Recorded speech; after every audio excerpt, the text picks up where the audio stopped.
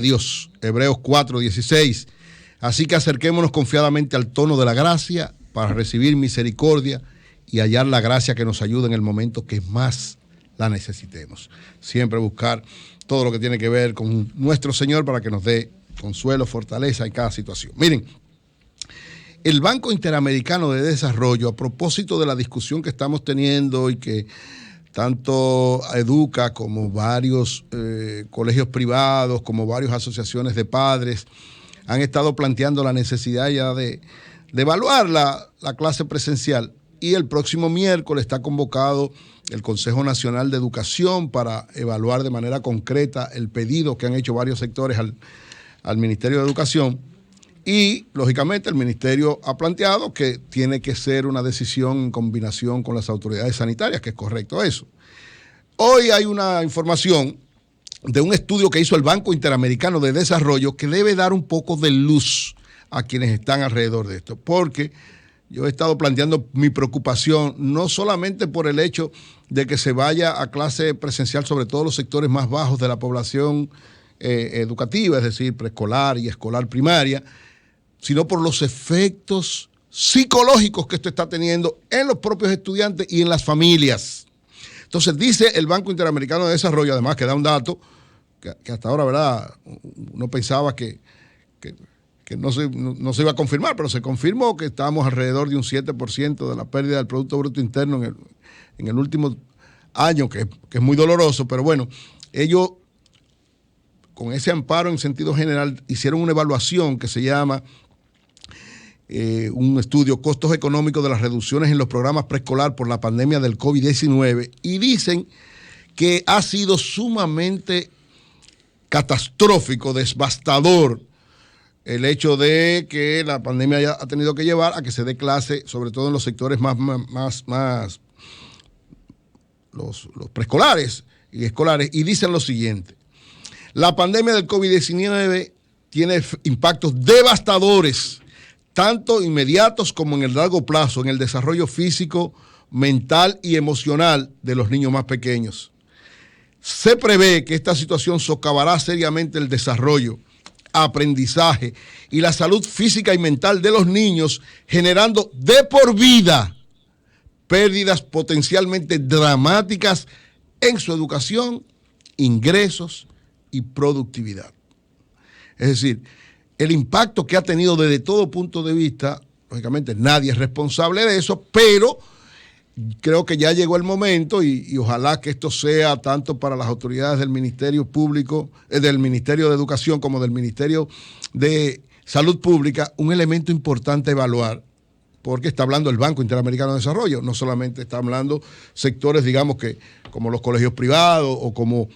algunas escuelas de algunos pueblos que tal vez no tienen el impacto tan grande y están en condiciones, guardando todo lo que implica, ¿verdad?, la medida de seguridad, de empezar a dar esa clase presencial. Porque la clase presencial, como ustedes ven, tiene efectos importantes para evitar que los traumas psicológicos de nuestros niños y de nuestras familias sigan aumentando. Porque, señores, ciertamente, uno de los graves problemas de esta pandemia son los efectos en nuestras familias, en nuestros hijos, en nuestros nietos, en nuestros matrimonios. No me canso de decir que han habido varias investigaciones, lo confirma el Banco Interamericano de Desarrollo, que muestran esa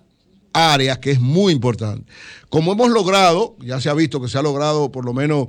en sentido general mundial y en sentido particular nacional, hemos logrado frenar una serie de elementos importantes.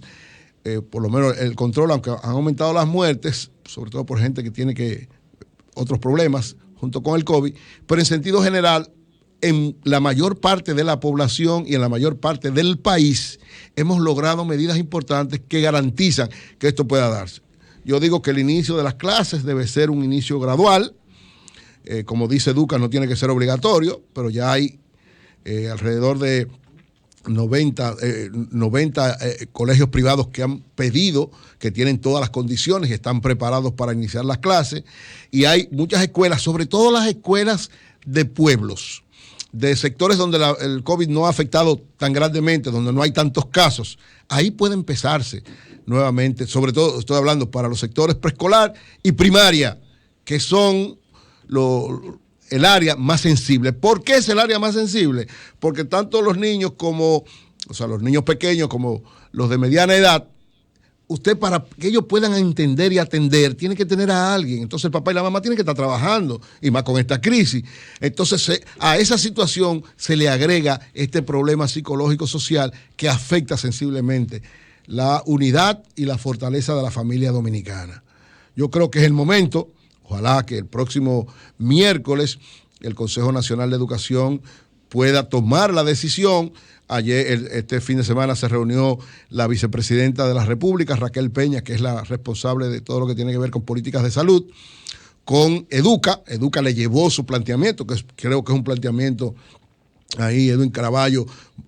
estuvo con nosotros el viernes y planteó una posición que tiene que ser evaluada, porque parte de bases científicas, pero tiene esa preocupación que tenemos todos de cómo la sociedad puede tener efectos devastadores, está teniendo, y pueden seguir más devastadores con nuestros niños, sobre todo los de preescolar y primaria. Yo creo que ya es el tiempo de que evaluemos por ese lado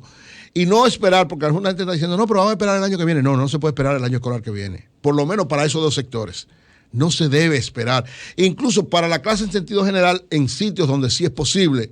y hay que ver el caso de varios países de América Latina. Yo puse en estos días el ejemplo de Argentina, que es una muestra clara de tomando medidas correctas, usted puede empezar escalonadamente a iniciar ese proceso. O sea, yo creo que en el caso del Ministerio de Educación, que tiene técnicos muy especializados y muy bien preparados, y ahora mismo el Ministerio de Salud Pública debe entender esta situación, estudiar este estudio, valga la redundancia, evaluar esta investigación que ha hecho el Banco Interamericano de Desarrollo para toda América Latina, pero especialmente para la República Dominicana, porque esos datos que ellos di son de la República Dominicana, o sea, del capítulo de República Dominicana, en una investigación precisa que hicieron, que debe servir de orientación a todos los que tienen que ver con esta decisión. Por otro lado, miren, hay otra situación que va a generar serios problemas este año en el país. Es la necesidad de un aumento salarial. Este año corresponde revisar el salario mínimo. Ustedes se acuerdan, cada 2 años, por ley, está establecido que se evalúe, que se revise. Muchos dirán, y creo que es la preocupación de todos, con esta situación de crisis, con este desbarajuste que ha habido y este camino de quiebra de muchas empresas, es muy difícil para el sector privado plantear que haya, y hasta para el sector público, plantear que haya una revaluación del salario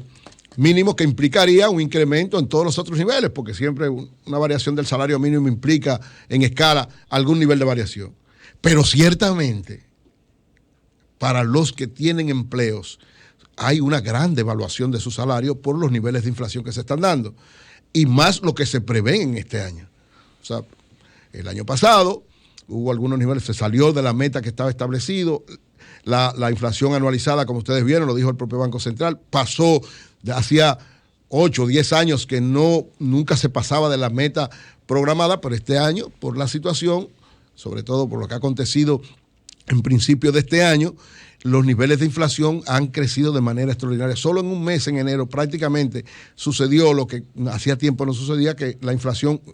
pasó casi de un punto porcentual. Entonces, este elemento es de evaluar. Como muy bien dicen los dirigentes sindicales, en este caso Pepe Abreu, dice, ciertamente las empresas están en una situación difícil, pero los sectores que reciben ese ingreso también están en una situación difícil. Y él dice algo que yo creo que aquí el gobierno tiene que escucharlo. Dice Pepe Abreu que este año, para discutir esto, el Estado no debe ser solamente un mediador entre el sector privado y el sector público, entre los trabajadores y los empleadores, sino que debe ser un actor importante para encontrar una solución que no perjudique, para no decir que favorezca, no perjudique a todos los sectores, porque si bien es cierto que es muy duro para las empresas que están prácticamente quebradas, usted decirle que tienen que aumentar el salario, también es muy difícil para los trabajadores que están en una situación difícil por la pandemia, porque se rebajó su salario real, porque se ha incrementado la inflación y porque, ¿verdad?, muchas cosas han acontecido, porque todo ha subido desde los los principales productos de primera necesidad, el transporte, la luz, todo ha subido. Entonces, se le ha bajado el salario real a los trabajadores. Entonces, es un momento complejo, difícil, complicado, donde va a tener que haber, de alguna manera, una especie de pacto social para evaluar cada situación en cada una de las empresas. El gobierno servir no solamente de mediador, sino de garante de algunas cosas. Que yo reitero que abril no pueden quitar las ayudas sociales, que eso es verdad para gente que no tiene ingresos, pero para los que tienen ingresos también, el gobierno tiene que ir pensando también en la especialización de algún nivel de los que dice que se está economizando en algunos lados, porque eso es, digamos, una especie de bomba de tiempo donde se puede sentar el país y un estallido social que nos perjudique a todos. Esa